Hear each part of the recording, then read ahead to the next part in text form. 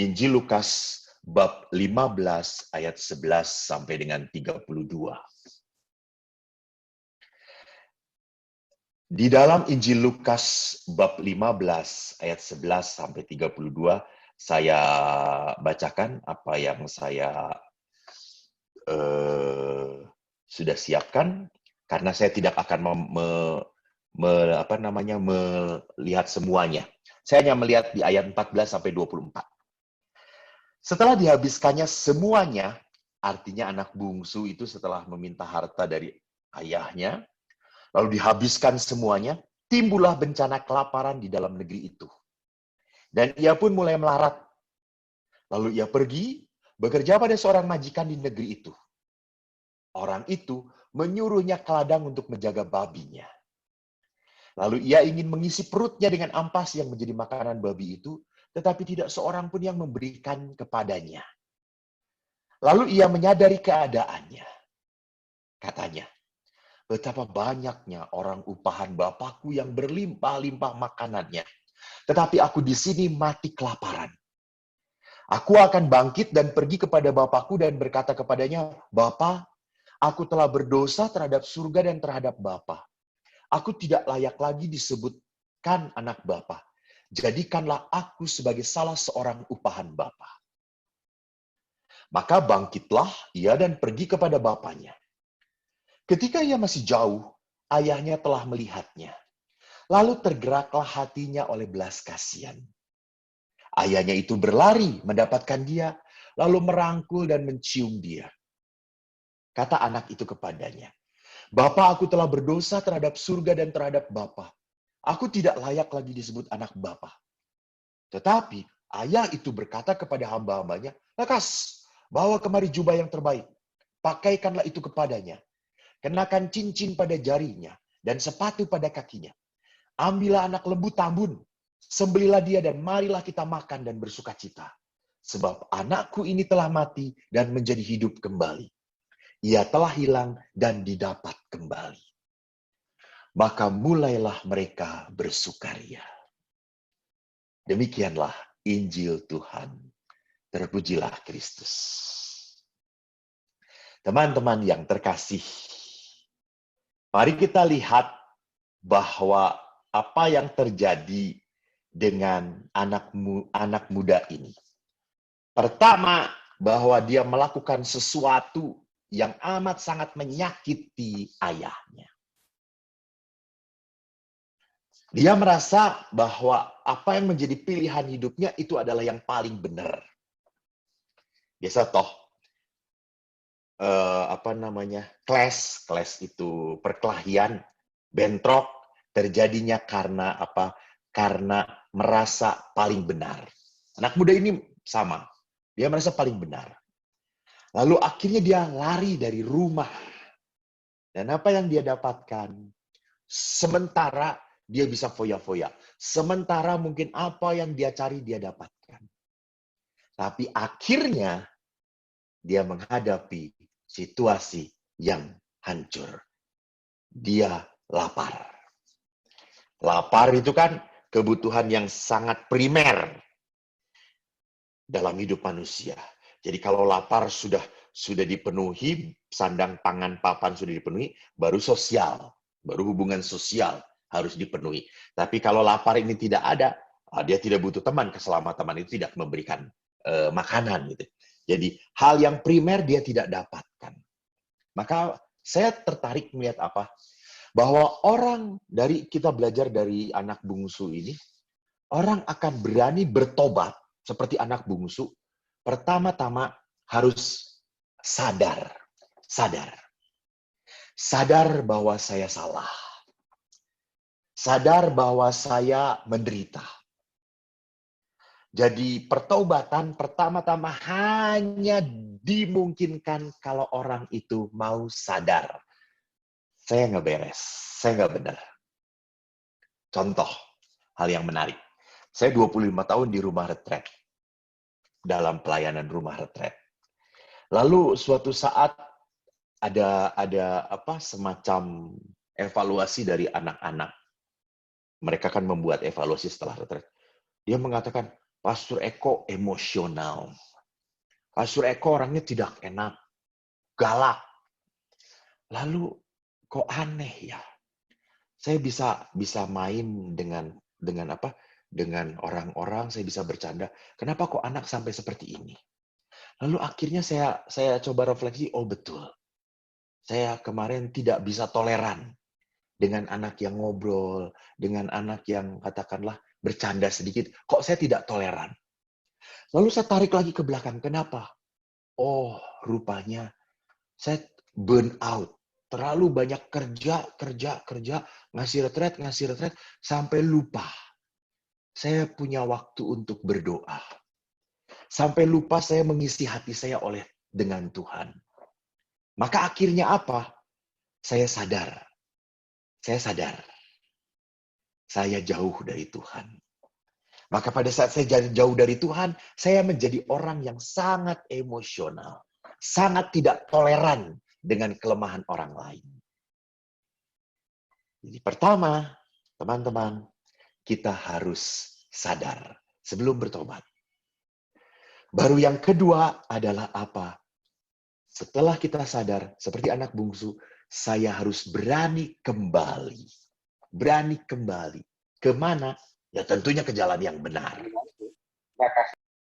Saya harus berani kembali ke rumah Tuhan.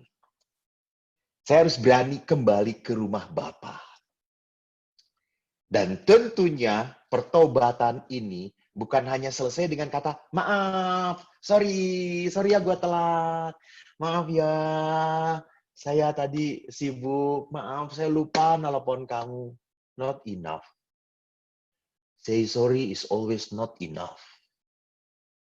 If you really want to say sorry, you must change. Harus berubah. Jadi pertobatan itu selalu harus membuat kita berani berubah. Anak bungsu tadi. Dia langsung tunduk kepada bapaknya dan mengatakan apa? Saya tidak layak lagi disebut sebagai anak bapak. Jadikan aku sebagai salah seorang upahan. Itu change. Dia mau merubah. Gue bukan anak kamu lagi. Gue udah nggak layak lah. Udah biarin aku jadi pembantu. Keberanian untuk menanggung resiko dari sebuah kesalahan. Nah, jadi saya mau mengatakan apa? Bahwa pertobatan itu adalah sesuatu yang wajib terjadi di dalam sebuah keluarga.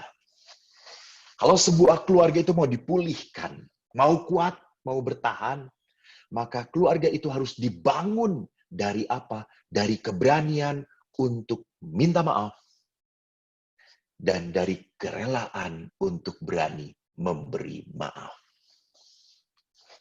Saya selalu tertarik mengutip apa yang dikatakan oleh Bapak Suci. Bapak Paus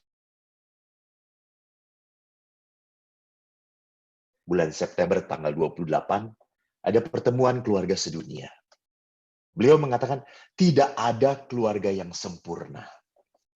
Kita tidak punya orang tua yang sempurna. Kita sendiri tidak menikah dengan orang yang sempurna. Dan kita tidak punya anak-anak yang sempurna. Kita punya keluhan satu sama lain. Kita kecewa satu sama lain. Oleh karena itu, tidak ada pernikahan yang sehat atau keluarga yang sehat tanpa pengampunan. Teman-teman, tolong perhatikan apa yang dikatakan oleh Bapak Paus. Jadi Bapak Paus mengatakan bahwa tidak ada keluarga yang sehat kalau tidak ada pengampunan. Jadi pengampunan itu mutlak terjadi di dalam sebuah keluarga. Pengampunan di tengah keluarga adalah hal yang paling berat. Kenapa? Karena saya harus mengampuni orang yang saya percaya, saya sayang. Saya harus mengampuni orang yang harusnya melindungi saya. Kok harusnya papa mama itu melindungi saya, tapi kok merusak saya? Harusnya papa mama itu menjadi teladan bagi saya, kenapa kok papa mama itu malah terbalik menjadi orang yang memberi contoh yang tidak baik bagi saya. Kecewa, banyak kekecewaan. Maka sekali lagi butuh rahmat besar untuk bisa memberi maaf bagi orang-orang yang ada di tengah keluarga kita. Kalau kita sendiri harus memaafkan orang yang kita sayangi, nggak mungkin, tidak mungkin. Saya harus butuh Tuhan. Kita itu cenderung sebagai manusia, kalau disakiti, apa kecenderungan kita? Balas. Kalau perlu, sampai lebih parah. Biar dia ngerasain apa yang gue alamin, apa yang gue rasakan. Itu. Ya, apalagi kalau saudara kita sendiri. Maka kita bisa secara khusus memaafkan orang yang menyakiti kita. Sekali lagi, hanya kalau kita mohon pertolongan, bantuan dari Tuhan. Oleh karena itu, teman-teman, rupanya di dalam gereja Katolik, kalau kita berbicara tentang perkawinan, kalau kita berbicara tentang hidup berkeluarga, jangan pernah lupa. Gereja Katolik mengajarkan keindahan di dalam hidup perkawinan. Gereja Katolik mengatakan apa? Bahwa perkawinan itu merupakan sakramen. Apa itu sakramen? Sakramen itu tanda kehadiran Allah di dunia. Jadi Allah itu menggabungkan kasih suami istri dengan kasihnya sendiri kepada umat manusia. Jadi kalau di dalam keluarga itu ada sakramen, itu berarti apa? Kita harus mencontoh bagaimana cara Kristus mengasihi gerejanya. Kristus itu mengasihi gereja dengan cara apa? Memberi hidupnya. Maka kalau dalam perkawinan Katolik itu sakramen, itu berarti apa? Pasangan harus berani memberikan hidupnya satu sama lain. Suami pada istri, istri pada suami. Ini sakramen. Ini tanda kehadiran Allah. Jadi di dalam perkawinan, setiap pasangan harus menjadi tanda kehadiran Allah. Lewat apa? Lewat kemauan untuk menderita satu sama lain. Maka jika sangat tepat sekali bahwa dalam sakramen perkawinan, ada 3 pihak yang terlibat. Bukan hanya suami istri, tetapi di situ ada Kristus sendiri, ada Allah. Maka saya selalu ngomong kalau ada orang yang sudah tidak tahan dengan perkawinan. Pastor, saya sudah tidak tahan lagi. Dia begitu berubah, Pastor. Dulu begitu sayang, sekarang begitu menyakiti saya. Dia sudah lari dengan wanita lain. Bagaimana ini, Pastor? Saya ingin lepas saja dari dia. Saya ngomong, kamu waktu perkawinan berjanji di depan siapa? Tuhan. Kau hadirkan Tuhan, maka kau minta izinlah pada Tuhan. Jangan pada pastor. Kalau Tuhan mengizinkan kamu berdoa, dan Tuhan berkata, ya boleh, silakan. Tapi selama Tuhan tidak berkata, ya boleh, bertahanlah. Kenapa? Karena saya harus menjadi tanda Kristus.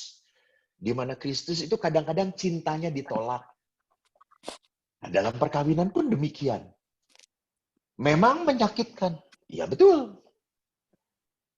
Jadi lihat saja, oleh karena itu, teman-teman, ini hal yang sangat selalu saya katakan sebuah keunggulan dalam hidup perkawinan, dalam hidup berkeluarga di dalam gereja Katolik. Gereja Katolik, maaf, satu-satunya gereja yang tetap berpegang pada aturan ini. Perkawinan Katolik selalu bersifat tetap. Kenapa? Artinya tetap itu seumur hidup, setia, monogami, dan terbuka terhadap kelahiran. Jadi di situ dikatakan apa? Bahwa perkawinan Katolik itu tidak semata-mata hanya saya yang mau menikah, tetapi Allah pun ingin bahwa saya menikah dengan dia. Maka disitulah kenapa perkawinan Katolik bukan semata-mata hanya antara manusia. Nah, harus ada campur tangan Allah. Sehingga kalau campur tangan Allah, maka firman Kristus benar dikatakan, apa yang dipersatukan Allah tidak boleh diceraikan oleh manusia. Teman-teman, mungkin kalian belum pernah mengucapkan janji perkawinan atau beberapa sudah gitu ya. Tapi kalau bagi yang ingin tahu, janji perkawinan itu menarik. Dikatakan di dalam janji perkawinan demikian, saya bla bla bla memilih engkau bli bli bli menjadi istri saya, misalnya yang laki. Saya berjanji untuk setia mengabdikan diri kepadamu. Tolong perhatikan bahwa kata yang dipakai adalah mengabdikan diri. Bukan karena saya berjanji untuk menjadi teman engkau. Enggak, saya berjanji untuk mengabdikan. Apa artinya mengabdi? Karena berarti apa? Saya mau supaya engkau itu menjadi orang yang selalu saya layani. Mengabdikan diri. Dalam untung dan malang. Di waktu sehat dan sakit. Jadi, saya mengabdi kepada engkau bukan karena engkau berguna bagi hidup saya semata-mata, bukan karena engkau sedang sehat, bukan karena engkau gajinya besar, bukan. Saya mengabdikan diri karena saya apa? Karena saya berjanji kepada Tuhan. Maka walaupun Anda tidak layak diabdi, Anda tidak layak dilayani, saya tetap akan melayani. Karena ini janjinya di depan Bapa, di depan Allah. Makanya saya mau mengasihi dan menghormati engkau sepanjang hidup saya. Menarik teman-teman, bahwa janji ini ingat, ini adalah pegangan. Yang kita pegang dan yang mengatur jalan hidup dalam perkawinan. Maka beberapa hal yang bisa kita renungkan selama COVID ini. Apa sih yang bisa kita buat? Terutama dalam kerangka COVID-19 ini. Pertama, sadarlah. Kita harus sadar bahwa keluarga itu adalah rahmat terindah. Keluarga itu adalah rahmat terindah dari Tuhan. Jadi kalau keluarga itu rahmat terindah, itu berarti apa? Keluarga ini membutuhkan perjuangan untuk saya pertahankan. Keluarga ini harus saya jaga sampai kapanpun. Dengan seperti apapun. Karena rahmat yang terindah dari Allah. Pemberian yang terindah dari Tuhan. Oleh karena itu, masa COVID-19 ini pun sama. Kita harus pintar-pintar membagi waktu. Kapan me time, private time, kapan ini waktu untuk kebersamaan. Saya di paroki saya hidup dengan 2 pastor yang lain. Saya masa COVID-19 ini senang.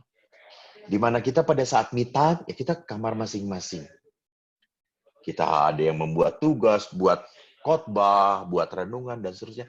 Tapi pada saat kita acara bersama, kita di ruang makan, ngobrol, bisa sampai setengah jam, 1 jam, ngobrol satu sama lain. Saling memperhatikan, mendengarkan sharing. Bahkan mendengarkan cerita mereka masa lalunya seperti apa. Jadi, di situ kebutuhan kita untuk keluar dari diri sendiri. Jangan terlalu untuk memikirkan diri sendiri. Jangan terlalu hanya memikirkan keasikan diri sendiri. Jadi di tengah keluarga kita pun harus berani untuk menikmati memberikan waktu untuk orang lain. Main game lah bareng-bareng. Kebetulan saya beli Uno dengan teman-teman. Yuk kita main Uno bareng-bareng, biar ketawa bareng-bareng. Gitu ya. Rekreasi itu bukan yang penting menangnya. Main catur dalam keluarga atau main kartu, bukan yang penting menangnya. Tapi yang penting adalah apa? Gembira bersama-samanya. Itu. Di tengah keluarga di masa pandemi ini harus tetap dijaga. Punya nggak waktu untuk gembira bersama-sama? Lewat hal kecil. Berikutnya, di masa pandemi ini, di tengah keluarga, apa yang bisa kita lakukan? Menumbuhkan tetap mental, menerima ketidakpastian ini dengan hidup selaras dengan ketidakpastian. Itu berarti apa? Saya bukan bertanya-tanya kapan sih selesainya, bukan. Tapi kita belajar untuk berpasrah, percaya, membangun kepercayaan. Bagaimana caranya, Pastor? No, hanya doa. Hanya doa yang bisa kita jadikan sebagai pegangan. Berita-berita di mana-mana pun semuanya selalu hanya membingungkan. Tapi firman Allah itulah firman yang bisa menjadi kekuatan. Sungguh saat pandemi ini ada sebuah darasan Mazmur yang selalu saya doakan pada saat saya doa pribadi di hadapan Sakramen Maha Kudus. Saya selalu berkata, Tuhanlah gembalaku, takkan kekurangan aku. Ia membaringkan aku di padang rumput yang hijau. Ia menuntun aku ke air yang tenang. Ia menyegarkan jiwaku. Kata-kata ini bukan kata-kata dari koran. Kata-kata ini adalah kata-kata dari orang yang sungguh seorang pemazmur, yang sungguh merasakan bahwa Allah itu adalah Bapa, membaringkan di rumput yang hijau. What it means? Semua ada di sana, semua ada berkat di antara kita. Hanya tinggal kita berani buka mata atau tidak. Maka yang terakhir, saya ingin mengatakan apa? Di masa pandemi ini, kita masih harus tetap berani bersyukur. Sebagai orang muda, harus tetap melihat sisi positif daripada sisi negatif di dalam peristiwa. Dalam setiap peristiwa selalu ada two sides in a coin. Kalau kita hanya melihat sisi negatif, kita selalu akan menjadi apa? Seseorang yang hidup tanpa harapan. Seseorang yang mudah putus asa. Seseorang yang selalu tenggelam di dalam apa? Di dalam penderitaan. Berani tidak kita melihat the other side, sisi lain. Bahwa di setiap peristiwa selalu ada sesuatu yang membawa berkat bagi hidup kita. Hal yang mungkin sering kali saya sharingkan. Saya bersyukur sekali bahwa saya waktu kecil, dan mungkin sampai sekarang ya, saya itu dikaruniai oleh Tuhan otak yang pas-pasan. Sekolah saya tidak terlalu berprestasi. Ya rata-rata agak ke bawah dikit lah kalau sekolah gitu ya. Jadi kalau rata-rata kelas 6, saya 5,9 lah kayak gitulah. Tapi kan masih naik gitu ya. Kalau tidak naik, masa setengah kelas nggak naik? Berarti yang bodoh bukan anaknya, gurunya yang bodoh kalau sampai setengah kelas nggak naik gitu ya. Saya selalu di rata-rata kayak gitu. Tapi kenapa itu menjadi anugerah bagi saya? Saya itu selalu kalau dengan anak-anak, dengan anak muda, dengan anak-anak remaja gitu ya, bukan anak, selalu mengatakan, Pastor, kalau pastor itu menjelaskan sesuatu, jelas banget ya. Kita sampai ngerti. Terus saya langsung berpikir, ya iya, gua kan orang bodoh gitu ya. Karena orang bodoh itu kalau melihat sesuatu, harus jelas dulu, baru bisa ngomongin. Maka saya mengatakan, kalau saya aja yang bodoh, lalu saya ngomong dan kamu nggak ngerti, berarti lu lebih bodoh daripada gue. Dan nggak ada orang yang mau seperti itu, toh, gitu ya. Jadi syukur kepada Allah, saya diberikan rahmat kebodohan oleh Tuhan, sehingga pada saat menjelaskan, selalu orang menjadi mengatakan, jelas pastor, ngerti pastor itu mau ngomong apa. Praise the Lord. Jadi teman-temanku yang terkasih, mari kita menjadi seseorang yang percaya. Apa yang dikatakan oleh Yesus dalam Injil Matius, tenanglah aku ini, jangan takut. Dan jangan lupa, kita pun bisa percaya kata-kata Tuhan, tenanglah aku ini, jangan takut. Kalau kita sungguh punya apa? Punya relasi yang benar dengan Bapa kita, dengan Tuhan kita. Jadi teman-teman yang saya cintai, anak-anak OMK, sekali lagi kalau kita berkata, where life begins, keluarga. Keluarga itu sesuatu yang paling berharga dalam hidup setiap orang. Di tempat itulah kamu dibentuk. Cinta pertama kamu dapatkan. Tapi kalau engkau tidak mendapatkan cinta pertama kamu di dalam rumah, kau hanya mendapatkan luka, kecewa. Lihat, jangan selalu melihat hal negatifnya. Jangan selalu melihat pahitnya. belajar untuk melihat segi positifnya. Bahwa rasa sakit yang kamu telan di dalam keluarga kamu, itu adalah saat dari Tuhan membentuk kamu supaya menjadi manusia yang kuat.